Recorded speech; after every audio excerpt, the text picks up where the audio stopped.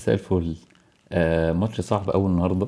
انت بتتحدى حاجات كتير، انت بتتحدى فرقة تقيلة زي بيراميدز ما عندهمش ولا مركز واحد غلط غير بس في حراسة المرمى، بس غير كده يعني كل مركز فيه واحد واثنين وثلاثة. فانت بتلعب فرقة تقيلة قوي، بتتحدى بيراميدز، بتتحدى انت ما عندكش مدير فني، لسه جايب مدير فني جديد كابتن معتمد جمال. هو ليه خبرة، كان بيدرب منتخبات الشباب. فراجل يعني عنده شوية خبرة، بس برضه راجل جاي على فرقة مفككة خالص، متفككة من كل حتة. تلاقي فرقة تقيلة قبل نهائي كاس.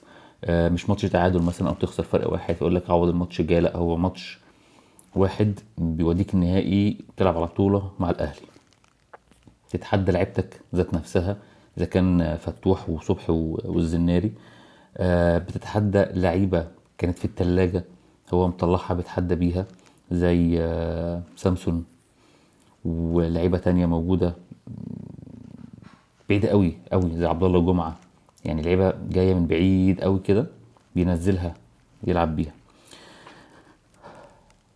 الماتش احنا عملنا كل حاجه، يعني احنا التلات اجوان باخطاء ساذجه جدا دفاعيه، احنا اللي يعني اللعيبه مش شايفه اللي وراها ومش شايفه الكوره ومش شايفين اي حاجه، فتلات اجوان احنا السبب فيهم.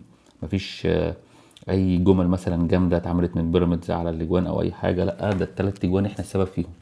آه، التلات اجوان احنا اللي جايبينهم. ضربات الجزاء احنا ضيعنا. ضربات الجزاء عوض هو اللي صد اتنين، فانت تقريبا انت المتحكم في كل حاجه وانت اللي عامل كل حاجه في الماتش. الميزه في الماتش بتاع النهارده هو كابتن معتمد جمال. الراجل لعب زي البني ادمين، لعب 3-4-3. لعب بعبد الشافي الراجل اللي جاي من اعتزال وجاي من اصابه، بيلعبه بتالت ورا، مطلوب منه واجبات دفاعيه وهجوميه. راجل عنده 38 سنه وكان خلاص سيستم نفسه ان هو هيعتزل، يرجع يلعب ماتش بالقوه دي حاجه تحسب له عبد الشافي الصراحه. راجل محترم، راجل شايل الفرقه، راجل يعني نموذج للانتماء والاخلاص في الزمالك يعني. ما اتكسفش كابتن معتمد جمال وما خافش من شيكابالا وطلعه في دقيقه 75. ما خافش خالص منه، قال لك ازاي اطلع شيكابالا واسيبه، زي في ناس كتير قوي تقعد تخاف يقول لك الجماهير هتيجي عليا لو خسرت، يقول لك طلعت شيكابالا ليه. لا، راجل طلع شيكابالا، راجل عامل يعني مهيئ اللعيبه نفسيا حلو قوي. في كرم من عند ربنا برضو. عواد كان مظلوم الفتره اللي فاتت، صبحي هو اللي كان عمال بيقف وكان بيدخل فيه جوان عجب يعني، وراجل كان قاعد احتياطي وكان ساكت وقال لك هجدد ومفيش مشكله. ربنا كرم وصد بلينين، هو السبب او من الاسباب اللي خلتك توصل للنهائي. ففي مجموعه كده من الحاجات الايجابيه اللي موجوده في الفرقه. ما تنكرش ان احنا ما عندكش فرقه برضو، انت بتلعب بربع قوتك تقريبا، يعني انت ما عندكش اي مفاتيح لعب تقدر تلعب بيها. فالكابتن راجل معتمد جمال يعني حتى لو ما كملش هو لازم يبقى موجود في الجهاز الفني اللي جاي بعد كده. راجل تقيل وعنده خبرة، راجل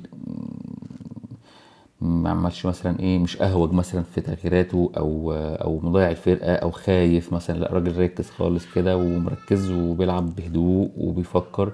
تغييراته في مواعيدها، الدنيا معاه ماشية مظبوط، بيلعب زي البني ادمين، مش 3-1 بقى 17-0 والحاجات اللي كنا بنشوفها دي كلها. فالدنيا تهدى كده شويه ان شاء الله. عندك ماتش جاي، الماتش النهائي قدام الاهلي، طبعا ماتش صعب جدا يعني، بس في المجمل الدنيا حلوه قوي النهارده. المكسب حلو في تاني يوم لما فتوح والحكايه بتاعته والقصه بتاعته دي كلها.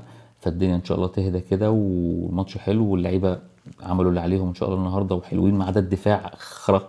يعني هو خرا، ما ينفعش كلمه تقال غير كده يعني. ان شاء الله الماتش جاي يبقى الدنيا احسن باذن الله شويه. شكرا.